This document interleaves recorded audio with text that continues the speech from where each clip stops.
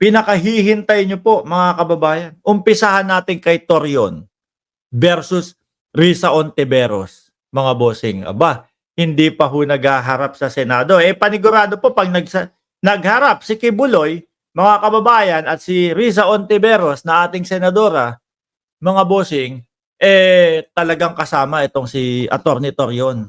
Huwag kayong mag-comment dyan ng turon. Nasasaktan yung mga DDS, no? Ano sabi dito? Attorney Bobet Torion. Post niya to sa kanyang social media, mga kababayan. Good day, Attorney Torion. I would like to get Pastor Kibuloy Camp's comment on Senator Ontiveros' statement below po. Sabi daw po ng ating senadora Risa Ontiveros, statement of Senator Risa Ontiveros on the Kibuloy scam asking for hospital arrest in Davao. Di ba parang gano'n naman ang narinig ko? Humihingi sila ng hospital arrest. Ano po ang sabi ng Department of Justice? Home or hospital arrest? Wala. Hindi. Dehins pwede.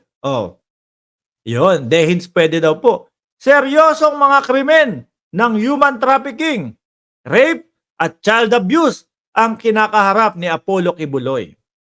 Dapat pantay-pantay ang trato sa mga akusado. Tama nga naman po. No, walang mayaman, walang mahirap, iisa ang kalalagyan kung merong hinaharap na reklamo habang naghihintay sila na matapos yung paglilitis sa kanila. Anuman ang kanilang katayuan o koneksyon, dapat walang special treatment sa kanya. No? Napaka-entitled at wala sa lugar ang paghiling niya ng hospital arrest sa Davao. Kibuloy pa din pala ito. Nawala sa isip ko. Mamaya na yung kay Roque pagkatapos nito. Asa na ba? Bakit nga ba sa Davao? Baka malakas nga yung koneksyon. Dahil may isang kaibigan siyang maimpluwensya doon. Baka nga. Kasi po mga bossing, di ba? Unang mga binasa itong mga kinaso kay Kibuloy doon sa Davao. At ano sabi? Laging ano doon? Laging ibinabasura ng piskal yung kanyang kaso. Pumasok din ho sa isip ko Kasi narinig ko doon sa mga lawyer niya. Kung sakali po, mas maganda sa Davao. No? Talagang favorite nila sa Davao. Tapos nung naramdaman nila na medyo mukhang malabong pagbigyan. Sabi, hindi, kahit saan na lang po. Basta hospital arrest. Bigla hong mga nagkakasakit ito, ano? Sabi naman po ng PNP dyan, mga kababayan, hindi na. Bakit? Kaya naming pangalagaan si Kibuloy. Kumpleto kami ng gamit sa aming pasilidad. Ayan po. So, baka manatili po sa PNP si Kibuloy, mga kababayan. Tuloy natin ito. Wala din siyang karapatan na mamili kung saan niya gustong ma-detain. Wala na siya sa loob ng kingdom. Kaya huwag na siyang mag-astang Diyos. Aba, dito pala nagmula yung mag-astang Diyos.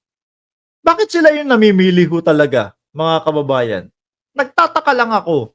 No? Sa dinami-dami po ng inaresto, kinulong, ikukulong, o haharap po sa korte, yung kampo ni Kibuloy, ang madaming demand. Ano? Attorney,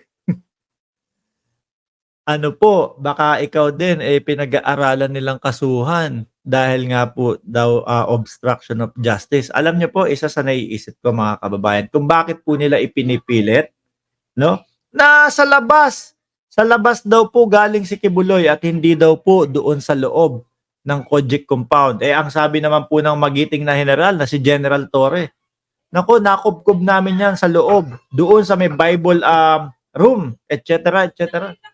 Doon namin yan nakuha. Ano? So, ngayon, mga kababayan, Diyos ko po, Lord. Ngayon, mga kababayan, doon naman po pala sa loob ng Cojic. Ayaw lang po nilang makasuhan itong magaling na attorney daw po, mga bossing.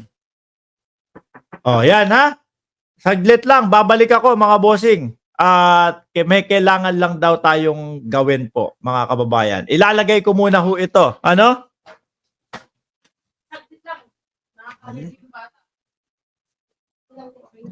Okay. Kailangan mababa yung tights niyan.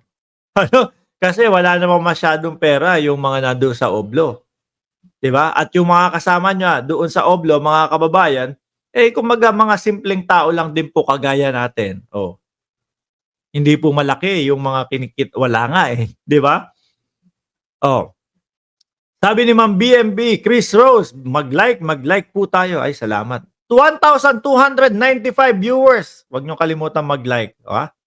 Eh, doon sa mga bagong pasok pa lang po at ngayon pa lang nakita itong channel natin, mga bossing, eh, press niyo lang po, no, yung subscribe button diyan para lagi kayong i-notify ni YouTube. Ma'am Lorelai DSNR, kapal ng mukha ni Kibs. Gusto pang VIP treatment. Mga alipores niya, wala talagang utak. Alam niyo po, nalulungkot na po si Kibs dun sa loob. Kaya puro basa na lang daw po ng Bible ang ginagawa. Hindi daw po hindi daw po makarinig ng um, mga music na pangsimbahan nila. O walang television, walang cellphone. Eh ano pa po ba ang i-expect nyo doon sa Oblo? Alam naman po natin lahat 'yan, di ba? Sabi ni Auntie, "Babes, may tato na yang agila tulad ng nakasulat sa hat niya." Naku, malaking agila dito ano, o diyan no. Dapat lagyan niya sa ibabaw, Junior Aguila. O bakit ho? Meron ng Senior Aguila eh. Meron akong Senior Aguila. Ano yun, aagawan niya si Senior Aguila ng pangalan? Eh Junior Aguila siya. Na mas nauna yun na Senior Aguila. O di ba? Tapos yung mga Duterte supporter o yung mga supporter po na o top supporter, no, kayo din magpagawa kayo o magpatato din kayo. Dito oh, anak ng Agila, lagay niyo. Lagay niyo doon. Tingin niyo magkamag-anak si Kibuloy at si Senyor Aguila. Parehas kung ano eh. Parehas ho silang Agila, mga kababayan eh. Ano? Sabi ni Ace Venezuela, pag nasa loob na yan, sasabihin niya, sisiw po yan, di po Agila. Ay, hindi ako naniniwala dyan, Sir Ace. Malamang itong si Kibuloy, eh, matindi po yan eh. No? Malakas po yan. No? Pagpasok niyan, eh, mayor agad yan. Mayor agad yan. Sasabihin niya, halika nga dito. Masahihin mo ako. Mahilig ako sa masahe. Oh, ganyan. Di ba? Kaya lang, yung dati, doon sa sinasabi, no? Nung nasa Kojic compound pa siya, o KOJC, mga kababayan, ang nagmamasahe po, eh babae. No? Di umano. Dito po sa kabaliktaran ng KOJC, dahil po KOJC, Kingdom of Jesus Christ, eh.